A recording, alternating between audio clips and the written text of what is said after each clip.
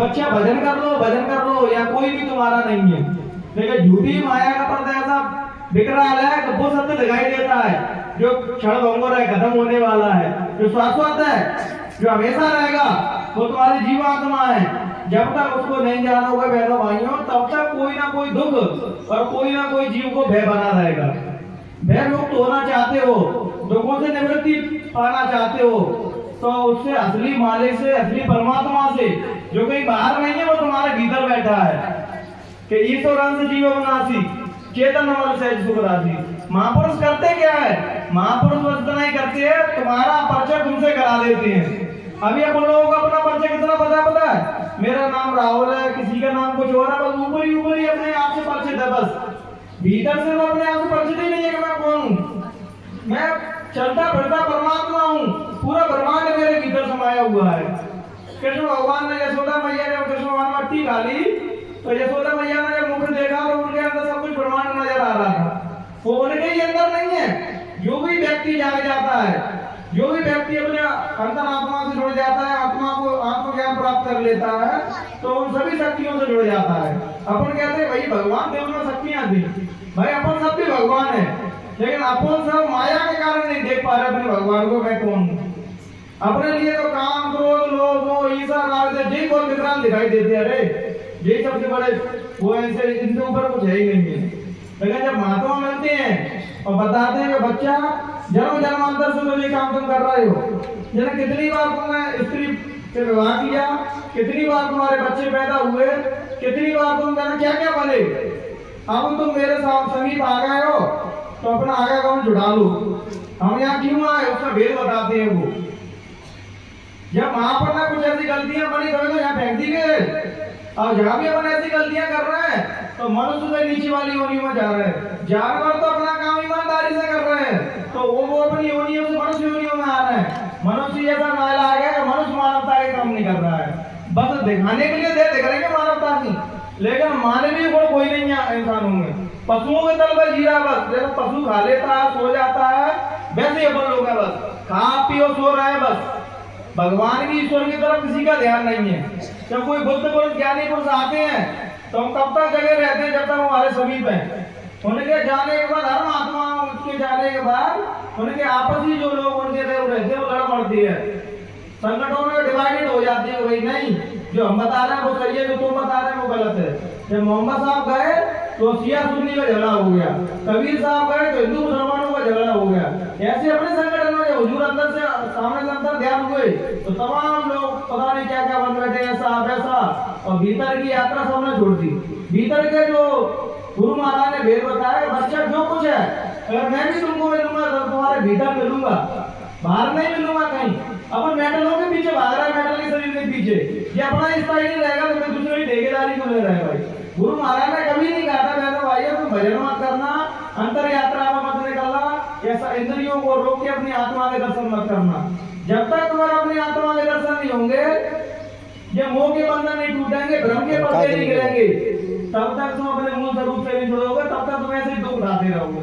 फलाने सत्संगी ने ऐसे कह दिया, वाले सत्संगी ने ऐसा कह दिया, क्यों? क्योंकि तुम सभी बाहर भटक रहे हो, तुम बाहर सुख की कल्पना कर रहे हो जो है नहीं है। चलो झूठी मान के बैठे हो, मैं यहाँ चला जाऊंगा, वहां चला जाऊंगा, सुख मिल जाएगा। सुख सबसे बड़ा सुख तुम्हारे भीतर है। जब बंद आंख करके संत महात्मा कहते हैं कि वो जागा हुआ पुरुष थोड़ी देर के लिए आंख बंद करता है तो तुरंत उस प्रकाश से जुड़ जाता है, और अज्ञान क्यों 2 घंटा ही बैठा रहेगा आंख बंद करके, तब भी वो कहीं नहीं जुड़ पाएगा।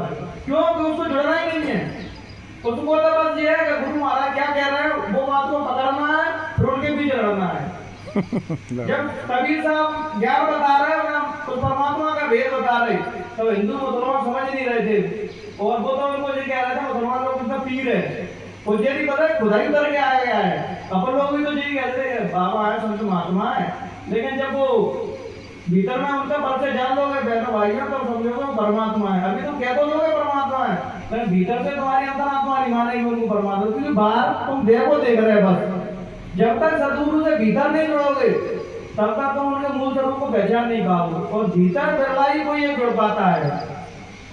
क्या वो कहते नहीं कि बाबा शेख फरीद जब अपने गुरु से मिले बहनों भाइयों तो 1-10 वर्ष में काम हो गया था, कोई सत्संग नहीं सुनाया था, बस एक दूसरे को देखते रहे थोड़ी देर तक बस, और एक दूसरे को देख के उनके अंदर ऐसा बैराग जागा कि बाबा शेख फरी आलम के नाम के पीछे बाबा लगाते, वो भी एक महापुरुष बने। तो अज्ञानी व्यक्ति के लिए थोड़ा 10% में काम हो जाता है।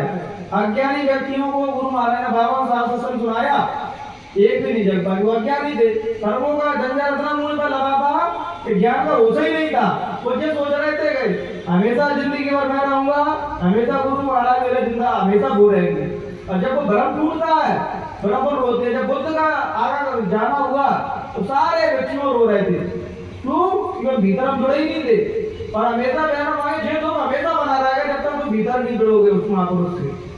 तो आनंद रोने लगा तो बुद्ध ने समझाया, तुम रो क्यों रहे हो? अरे महाराज अब तुम जा रहे हो, क्योंकि हम जिस दिए की रोशनी से चल रहे होते आगे, जब वो दिया जाता है अपने परम धाम में, तो पर हम सोचते हैं अब तो अंधकार ही अंधकार, तो मेरे जीवन में कुछ है नहीं। सबरे सत्संग क्यों रो रहे थे? क्योंकि तो अपने भीतर के प्रकाश से नहीं जुड़े। तभी तो बुद्ध ने कही अपो दीपो भव। सदगुरु पूरा प्रयत्न करते हैं तुम्हें उस मारे से जोड़ने का, पूरा प्रयत्न करते हैं। बता पैर छूल रहे हैं तब भी सत्संग के लिए गुरु महाराज जा रहे हैं। तमाम उनको फिजिकली तमाम समस्या हो रही है, तब भी अपन जीवों के लिए एक हाथ तो चल जाएगा। लेकिन हम ऐसे मूर्ख नहीं, हम तो तुम्हारे ही प्रकाश से चलेंगे, हम कोई मेहनत नहीं करेंगे। आज का व्यक्ति इतना आलसी है कि उसको बनाया बना सब मिल जाए। सतलोक में भी ये बने बना पहुंच जाए, मेहनत नहीं करनी पड़े, भजन हम कुछ नहीं करेंगे, हम तो अपने आप पहुंच जाएंगे। तो बहना भाई ने जो बताया कि तुमको एक क्रिया बताई थी, जो 5 नाम बताए थे, तो रखने के लिए बनाए थे। मैं तो 5 नाम दे रहा हूँ, तुम तो तिजोरी बंद कर लेना, भजन मत करना। कही थी गुरु महाराज ने कभी ऐसा? हम हमने क्या किया? हमने वही किया। नाम दान लेते कहीं हो नाम ही दान कभी याद ही नहीं होगा कभी। तो ये क्या के कारण होता है? सब अज्ञानता के कारण। अगर हम समय रहते जागे जाते, आज भी व्यक्ति जो अपना मन बुद्धि चित्त लगा के भजन कर रहा है, तो अंतर में गुरु महाराज के घट में दीदार दर्शन कर रहा है, और वो जानता है कि गुरु महाराज जैसे चीज सत्य को हम तो जानते हैं, लेकिन दूसरे लोग कोई नहीं मानेंगे इस चीज को। वो तो जो कहेंगे नहीं, वो आएंगे 480 कह गए थे बहनों भाइयों, 480 गुरु महाराज ने कही थी, क्या जरूरत पड़ी तो 400 वर्ष तक रुकूंगा। लेकिन 400 वर्ष तक उसने ये नहीं कही थी, जरूरत पड़ी तो जय शरीर में मैं 400 वर्ष तक रुकूंगा। शरीर तो महात्माओं के लिए कपड़े बदलने जैसा होता है, तुम्हारे लिए जीवन में मृत्यु हो सकती है, उनके लिए कपड़े बदलने जैसा होता है बस। इसलिए तो मुड़ाया नहीं, जैसे कैसे हो सकता है? शरीर की एक मर्यादा है, आत्मा की कोई मर्यादा नहीं है। आत्मा अनलिमिटेड है और शरीर लिमिटेड है। शरीर की मर्यादा आत्मा को, जिस दिन तुम्हें ज्ञान प्राप्त हो गया, तुमने अपने आत्मा के दीदार कर लिए, तो फिर तुम्हें मृत्यु से बिल्कुल भय नहीं लगेगा, मरने में बिल्कुल नहीं डर लगेगा। और मरने से ही हर व्यक्ति डरता है। एक महात्मा के पास एक शिष्य गया, तो कह रहा है कि महाराज मैं सतलोक में जाना चाहता हूँ, लेकिन मरना नहीं चाहता मैं। तो महात्मा कह रहा बेटा तू जाकर ना भजन कर ले, जब तक तू मरना नहीं जाएगा तब तो सतलोक में जाएगा ही नहीं। तू मेटल का शरीर नहीं जा सकता वहां, तो कितना ही भजन करना, तुम सोच रहे शरीर चला जाएगा पंच भौतिक का, तो पंच भौतिक का नहीं जा सकता। तुम्हारी आत्मा निकल के वहां जाती है, और जब तुम्हारी यात्रा यहाँ की पूरी हो जाती है, फिर ये आत्मा परमानेंटली उसके चली जाती है। जब तक इस भेद को तुम नहीं जानोगे, अपनी आत्मा को आत्मा के दीदार नहीं करोगे, अपनी अंतर आत्मा को बाहर निकाल के रूहानियत मंडलों में नहीं ले जाओगे, तब तक यहाँ से छुटकारा पाना पॉसिबल नहीं है बहनों भाई। अभी तो हमारी आत्मा तो ध्यान ही नहीं है, हमारा ध्यान है बस हमारे काम धंधे अच्छे चलते रहे, नौकरी पार अच्छे चलते रहे। बुरे तो लोग ही बेचारे नहीं सोच रहे हैं कि हमारे नाती पोते के धंधे अच्छे चलते रहे, सब चीज सोच रहे हैं। मतलब जितने लोगों से मैं मिलता हूँ, कोई ये नहीं कहता है कि बाबा भजन कैसे बने, बाबा भजन कैसे बने, भगवान से मिला कैसे, गुरु महाराज से इतने समय बिछड़े हो गए और उनके दीदार कैसे करें। वो दीदार के लिए बाहर इंतजार कर रहे हैं, बाहर गुरु महाराज जाएंगे, मैं बैठा हूँ तैयार। वो तो आ भी जाएंगे लौट के, लेकिन तुम्हारा मुझे कोई भरोसा नहीं लग रहा, तुम्हारे जाने का तुम लौट के आओगे। तुम आ भी जाओगे तो तुम्हें पता भी नहीं है मैं इससे पहले कौन शरीर में था। महापुरुष को सब याद होता है। इसलिए तो मैं कहता हूँ बहनों भाई, वो भी हाथ जोड़ के तो नहीं कह रहा कि मैं बहुत बड़ा ज्ञानी हूँ, मैं तुमसे हाथ जोड़ के कह रहा हूँ तुम भी जाग जाओ। तो जब भी वो जीवात्मा मिलेंगे तो तुम अपने रूप को जानते तो हो, तुम्हारा शरीर छूटा तुम यही भूल जाओगे। तो मैं जयगुरुदेव पद से जुड़ा था, तो जयगुरुदेव वाले सामने से निकल जाओ तो पहचान नहीं पाओगे उनको, क्योंकि जब तक अज्ञानता रहती है, भ्रम रहता है बहनों भाइयों, तब तक हम ऐसे ही भटकते रहते हैं। महात्मा से सीख लेने, परमात्मा से मिला कैसे, फिर उस पर काम करना है। प्रेम प्रेम पर चिल्लाते और करता कोई है नहीं है। प्रेम करोगे प्रेम को तभी तो भगवान की महिमा को, परमात्मा को समझ पाओगे। गुरु महाराज से कहते थे सब कहते हैं तुम्हारा बच्चा है, जिसने तुमने प्रेम कर दिया तो तेल निकल जाएगा तुम्हारा, क्योंकि फिर पूरी समाज, पूरी दुनिया, रिश्तेदार सब खिलाफ हो जाएगी। ये काम तो हो गया, कुछ नहीं करना, तमाम प्रकार की तुमसे बातें करेंगे। फिर वहां पर तुम्हारी परीक्षा लेना चालू कर दे, अब ये कैसा रिएक्ट करेगा, इस सिचुएशन में क्या करेगा। लेकिन उस समय में भी जो धर्म का साथ नहीं छोड़ता है, अपने सदगुरु पे विश्वास करना आता नहीं है बहनों भाई, वही सच्चा शिष्य है। कबीर साहब बहनों भाई, एक बार कबीर साहब सत्संग कर रहे, तो एक शिष्य पूछने लगा कि महाराज जी बताओ, तुम्हारे तो बहुत सारे सत्संग है, बहुत सारे नामदानी है, बहुत सारे शिष्य है। तो कबीर साहब ने कहा बच्चा जी तुझको भरम है कि मेरे शिष्य सब है, इनमें से बस एक है शिष्य, बाकी तो सब भीड़ ऐसी बैठी है। क्या महाराज मैं नहीं मानूंगा इस बात को, भीड़ दिख रही है तो फालतू ही भीड़ है, इसमें एक कैसे हम क्यों नहीं है। तो उन्हें ऐसा करो मैं तुमको अभी प्रैक्टिकल करके दिखा देता हूँ। तो कबीर साहब ने सबरे अगवाई को लेकर चल दिया बाजार में, बाजार में वो गए तो उन्होंने क्या किया, शराब की बोतल ली, तो आधे सत्संगी तो वहीं से भाग गए। अरे जैसा दूर हो ही नहीं सकता, शराब की बोतल हाथ में पकड़ लीजिएगा तो सब दूर, ये तो कोई बेरूपिया है, आधे वहां से भाग गए। तो शराब की बोतल लेके वैसे आगे घर की वो चले चले जा रहे, आधे बातें भाग गए। जब कोई सदगुरु नहीं है, फ्रॉड है, शराब की बोतल भी ले रहा, वैसे आगे घर में भी जा रहा है। और फिर वो कह गए जब तक मैं बाहर ना निकलूं तब तक यहाँ से कोई जाना नहीं, घंटे 2 घंटे बाद तो सब चलेगा, वो एक बैठा रह गया। कबीर साहब निकल गया, उससे वैसे सत्संग चल रहा था, उनकी नामदानी थी, उससे सत्संग चल रहा, बाहर निकल गया है, तब कह रहे देखो ये है कहने मेरा भाई। और रियलिटी में ईमानदारी से सत्संग का काम तो एक आदमी कोई कर रहा होगा, सब अपनी मर्जी के काम कर रहे हैं, और झूठी अपने अहंकार को तसल्ली देने के लिए जो भी कह देते हैं मैं तो गुरु महाराज का काम कर रहा हूँ। भाई गुरु महाराज का काम करने में तेल निकल जाएगा। झूठ छल कपट तो सब छोड़ने पड़ेंगे, वो हमारे जीवन में अब डेली रूटीन का एक हिस्सा बन गया है। झूठ बोलना, आदमी यहाँ बैठा है और बस वो जी भी बताएगा ईमानदारी से, यहाँ बैठा है, यहाँ बैठा है, वो कहते हैं मैं तो बाजार में हूँ अभी। अब बताओ इतनी छोटी छोटी बातों पर तुम झूठ बोल रहे हो, तो फिर भगवान से मिलने में तुम कितने झूठ बोल रहे हो। भगवान कहते हैं जब तक जब घट मंदिर पवित्र नहीं होगा तब तक वो ईश्वर तुम्हारे यहाँ बैठ नहीं सकता है। वे सदगुरु तो बहुत ऊंची चीज है, नीचे की शक्ति नहीं बैठेगी तुम्हारे यहाँ। तभी तब कहते हैं दिल का हुजरा साफ कर, अगर उसको बैठाना है तो अपने अंतःकरण को शुद्ध, कोई देखे या ना देखे वो परमात्मा तुम्हें जरूर देख रहा है। सच्चे आदमी के पास प्रमाण नहीं होंगे, लेकिन उसका प्रमाण स्वयं परमात्मा देता है। झूठे आदमी के पास इतने प्रमाण होंगे कि गोस्वामी जी कहते हैं झूठे आदमी बड़े से बड़े लोगों को प्रभावित कर सकते हैं, सच्चे आदमी के पास कोई ज्यादा तर्क नहीं रहता। कबीर साहब के आदमी को पंडा पुजारियों को ज्यादा मानते हैं, कबीर साहब को की तरह मान पाता है, क्योंकि लोगों का समाज में उनका ही दबदबा है जो उधार का ज्ञान बोल रहे हैं, जो तुमसे आत्मा का ज्ञान बता रहे हैं उसको तो मानेंगे नहीं, जो संस्कृतों के खिलाफ बोल रहे हैं, ये तो ग्रंथों के सबसे बड़े वो दुश्मन है। कबीर साहब कहते हैं लिखा लिखी की है नहीं, देखा देखी बात, काला अक्षर भैंस बराबर।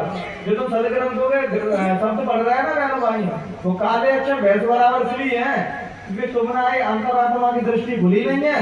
तुम बागा कभी कछु का कछु अर्थ निकालोगे तो अपने फायदे के लिए अर्थ निकालोगे। आजकल हम जो सदग्रंथ पढ़ते हैं तो जैसा व्यक्ति पढ़ेगा वो वैसा ही अर्थ निकालेगा, अगर कामी व्यक्ति पढ़ेगा तो सदग्रंथों में वैसी बातें ढूंढेगा कि बेमतलब की बातें कौन सी मिल जाएंगी। एक धर्मात्मा, एक आत्मज्ञान को प्राप्त करने वाला व्यक्ति वैसी बात निकालेगा।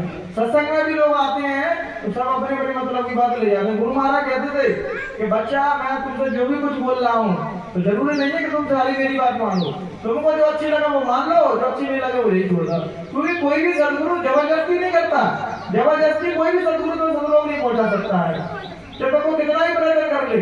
और हम उनमें से एक है कि हमने जाएंगे जबरदस्ती लाए जाना तो वैसे तो हम मजा ना कम जाए, हम यहाँ की सुख को आनंद समझना भाई, जी सुख सबसे बड़ा है। जिसने दिल्ली नहीं देखी वो ग्वालियर को जो है, ग्वालियर सबसे बड़ा है, ग्वालियर से बड़ा कुछ है ही नहीं है। जिसने जो दुनिया देखी है इसके आगे कुछ नहीं देखा, तो तुम बातें लाख बातें करते रहो सतलोक की, ब्रह्मलोक की, विष्णु लोक की, शिवलोक की, वो मानेगा नहीं तुम्हारी बात। अरे मैं नहीं मानूंगा तुम्हारी बात, मुझे तो नहीं आनंद आ रहा है। एक सज्जन कह रहे हैं कि महाराज जी बताओ कि हम यहाँ कोई दुख ही नहीं है तो भगवान का भजन क्यों करें। देखो मेरे बहुत बढ़िया, तुम्हें चिंता मत करो, बुढ़ापे को जरूर कोई ना कोई दुख लग जाएगा। आप उन्हीं भगवान को परेशान कर रही है, अब कह रहे हैं महाराज को रास्ता बता दो तो हम भी भजन किया करेंगे। तो बेचारा परमात्मा क्या करे, वो जानबूझ के तुम्हें दुख देता है, तुम वैसे करोगे नहीं उसका भजन, तो कोई ना कोई गुजरी लगा दी तुम्हारे पीछे, अपने भजन करने लगती हो। अगर हमारे जीवन में दुख नहीं हो ना, कबीर साहब कहते हैं भगवान को कभी याद ही नहीं करोगे। क्या दुख सुख में तुम्हें दुख में तुम्हें सब करें, और सुख में करे ना कोई, जो सुख में सुमरण करे तो दुख काय को। जो भगवान का ईमानदारी से भजन करेगा बहनों भाइयों, उसके जीवन में दुख रहते ही हुए भी तो उसके जीवन में कोई दुख नहीं है, क्योंकि उनको वो दुख समझता ही नहीं है जो तुम दुख समझ रहे हो। मेटल के शरीर में सुख दुख अनुभूति हो रही है, आत्मा का कोई दुख नहीं है ना आत्मा का कोई दुख हो सकते हैं। बस ये कि आत्मा शरीर के बंधन से ऐसी बंधी हुई है तो कोई छुड़ाने की बात करता है तो वही तुम्हारा दुश्मन हो जाता है। हम ज्ञान को भी प्राप्त करना चाहते हैं और शरीर को छोड़ना नहीं चाहते हैं। शरीर से आसक्ति ऐसी बंधी है कि आदमी 70 साल का आदमी, उसके पास भी कल का प्लान होगा कि कल मुझे क्या करना है। कोई व्यक्ति ऐसा नहीं मिलेगा अगर मैं आज मर जाऊं तो आज मैं संतोष हो के जाऊं, क्या मैंने जीवन है ना भाई, ऐसे जियो कल तुम्हारी मौत हो रही हो ना तो ये अफसोस ही नहीं रहे अरे यार मैं भगवान का भजन नहीं कर पाए, क्योंकि मौत का कोई भरोसा नहीं, कल मैं मर जाऊं तो अरे यार मैं भजन नहीं कर पाया, मैं कम उम्र थी, मैं सोच रहा था बुढ़ापे में भजन करूंगा तो नहीं मर गया मैं। इसलिए जीवन को ऐसे जियो कल मेरे लिए है ही नहीं है मेरे लिए, तब तुम जीवन के सार को समझ पाओगे। जो समझ लेता है कल है तो वो भजन को भी कल में डाल देता है, मैं कल करूंगा भजन, तो कल कभी आता नहीं है। आता है बहनों भाइयों तो आज आता है। भगवान भी बहनों भाइयों जिंदगी में मिलेगा तुमको, मरने के बाद कोई गारंटी नहीं है, तुम भी गवाही देने नहीं आओ मैं कहाँ गया। इसलिए थोड़े ईमानदारी से भजन करो, रास्ता तुमको सच्चा मिल गया है। पूरे ईमान जहाँ भी सत्संग होगा सत्संग में जाओ और एक बात को अच्छी पकड़ के लाओ और वो भजन में अपना पूरा लगाओ कि हमारे अंदर क्या बिगाड़ है। जब तक तुम अपने ऊपर नहीं देखोगे, अपनी कसौटी पर कोई बात नहीं गुजारे हुए, संत महात्मा क्या करते हैं मेरे भाई को, संत महात्मा पहले सत्य को जानते हैं फिर तुमसे कहते हैं। वो पंडा पुजारी नहीं है कि वो उधार के परमात्मा को तुमको बता रहे हैं कि परमात्मा ऐसा है वैसा है, कुछ पूछ रहे हमारा तुमने देखा, मैंने देखा नहीं है लेकिन मैं बता रहा हूँ। और संत महात्मा कहते हैं पहले हमने देखा है, तुम बच्चा करोगे ईमानदारी से तो तुमको भी मिल जाएगा रास्ता, उसने सच्चा दे दिया। ऐसा कोई विशेष नियम भी नहीं है कि नाके करना है, गैर नाके करना है, हिंदू को करना है, मुसलमान सबको करना है। परमात्मा का रास्ता एक है, जो भजन करेगा उसको परमात्मा मिलेगा। बस इन्हीं विचारों के साथ अपनी वाणी को हम नहीं विराम देती है। कहते सुनने में किसी प्रकार की त्रुटि रह गई हो तो अपना बेटा अपना छोटा भाई समझ के हमको माफ कर देना। जय गुरुदेव।